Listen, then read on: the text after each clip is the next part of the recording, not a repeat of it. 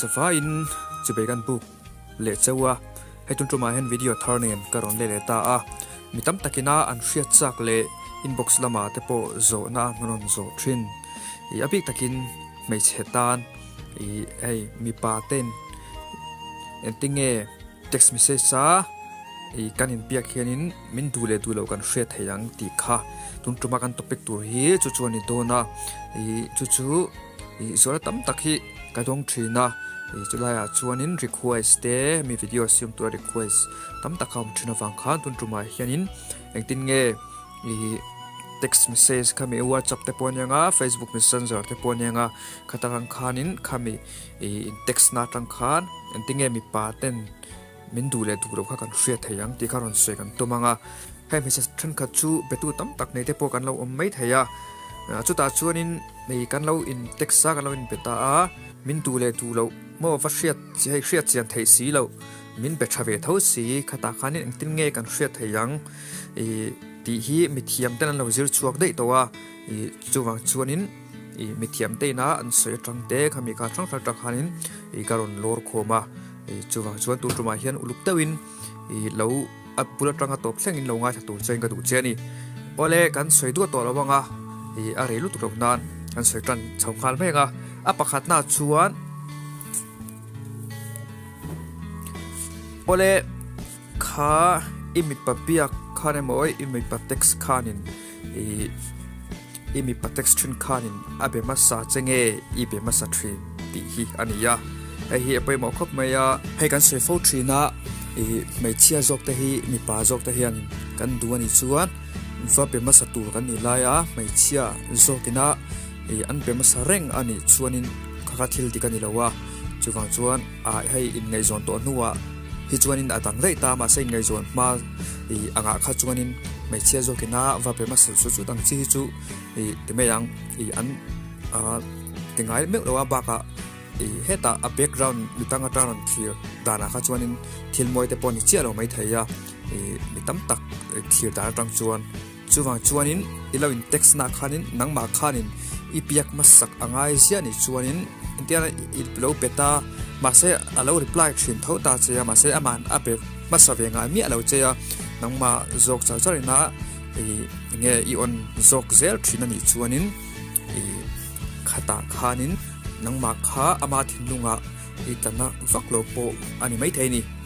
amaro chu chumi ni lawa mi pa jok in antinan ivape masatani tinan hai damem itammo engei ti thina number hi chumi khami chu atang chong kala a ta imi pastar em em ni tani yan in pe chawzela ipiak lo po ama jokina tinanin zinga temo zana temo apiak fak lo chapon good morning amo good night amo athon zak zak cheni chuanin khami pa khanin adu ve teu cheni tia khanin lo ngai la it is all wang ti kha apakhat na ta sela mi pa khanin alo be masa zak zak che nge nia nangma zokin ipiak masak angai zia ti kha khami khai lo ngei to nia ole apat ni na chuanin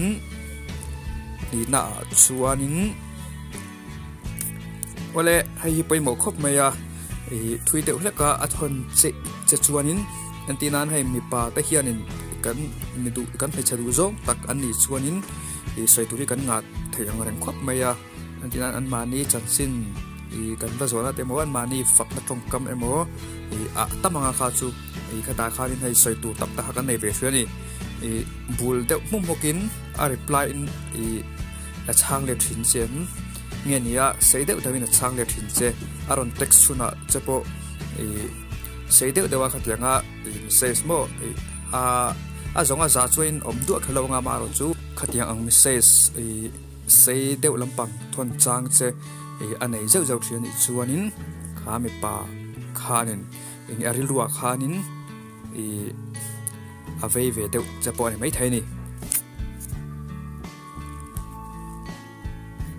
ole hei po mo khop meya I message emo khami WhatsApp ate point lang text ta khami text message kha rang takina reply thin che em nge nia text atanga minisom ni nu de ate khatianga man changa aron reply zau zau thin che ni chuan aril ruai tanga vak lo ani ti kha loin hretop ta la chuwang chuanin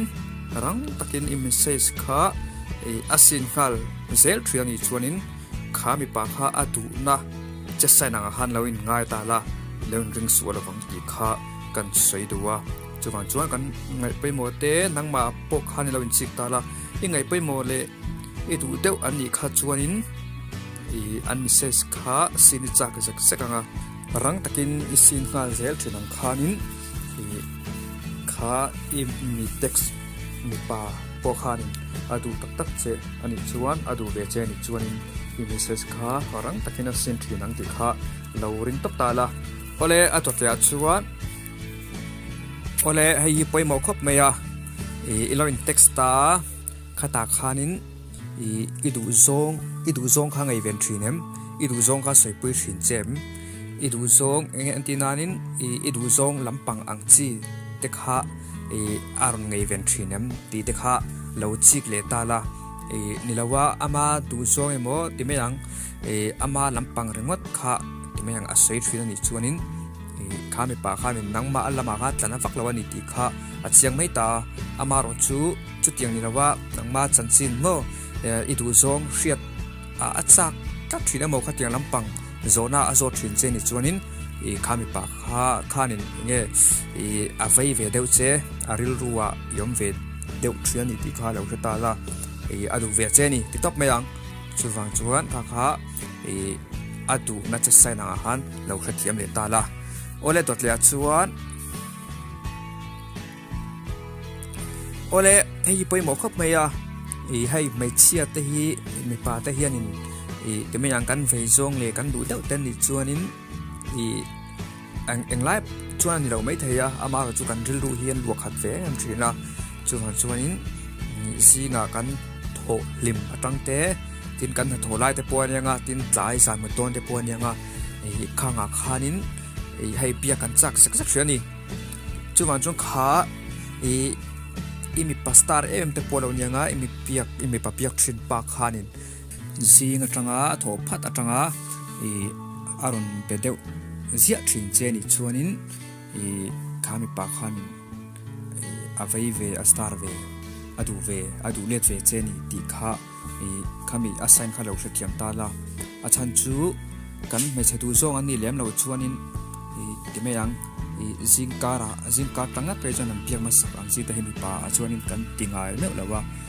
chuwa jong kha tiang ang kha idong thin se dong thian ni chuanin khan pa ngei ven zong takha ini ve thau ani ti kha kan sei du ni chu chuwa chuanin hei sei tu hriat fak lo sang te pom thin ta ta khanin good morning te good night te kha tiang kha an wish thin ta ni khatiang angte kha tinanin iwa uis lo chang poaran uis te sak thin chemo zana mutona te jing atho him om vela te khatiang size kha idong zia thin ani phai chuanin angai that thak le ani ti kha kan sei duwa lo bo azui ta la it swara wang ti kha kan sei du ani ole atot le chuan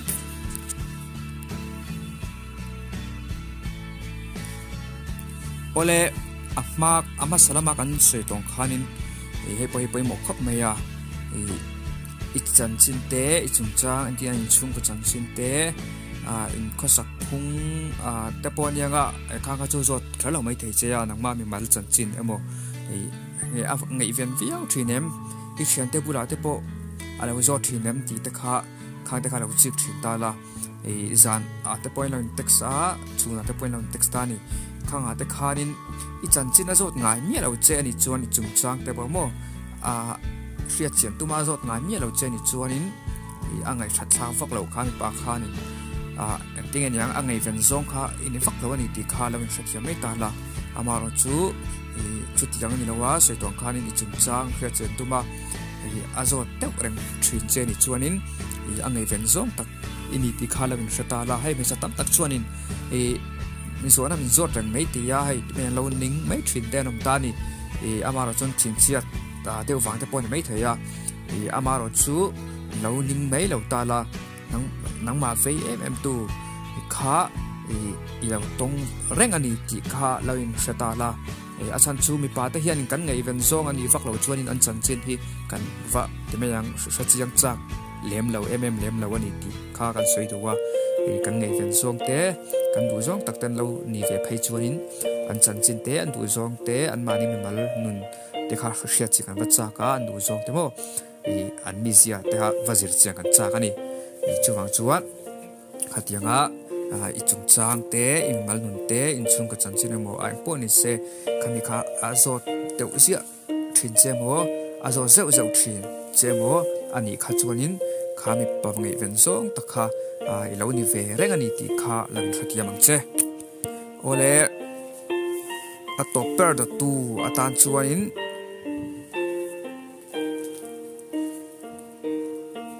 ole hei po hi poi mo khop meya i me pa piak thin khanin i that na lai te me yang i fel na lai te khang kha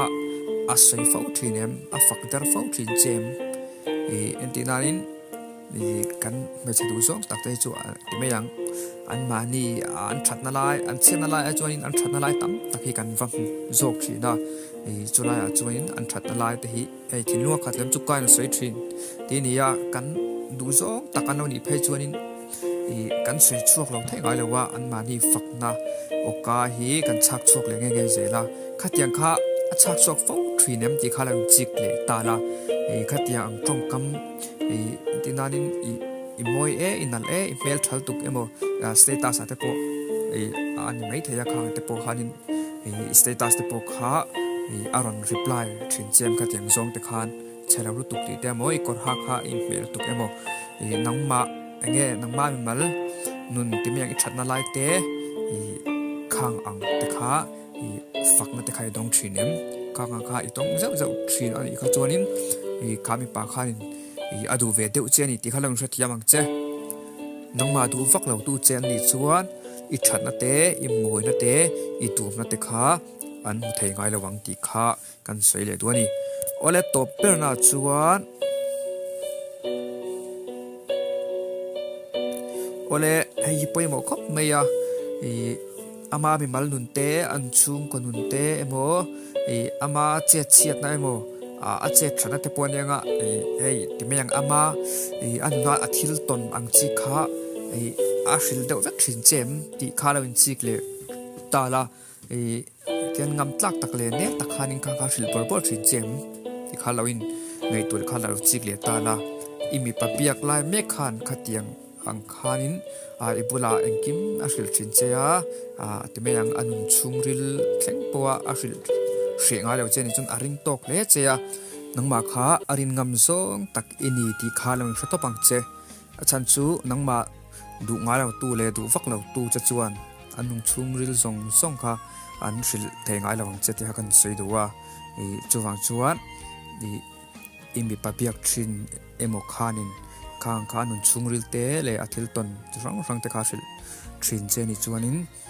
nangma khan du ve deuh na che ane ni ti kha lawin thatiam ang che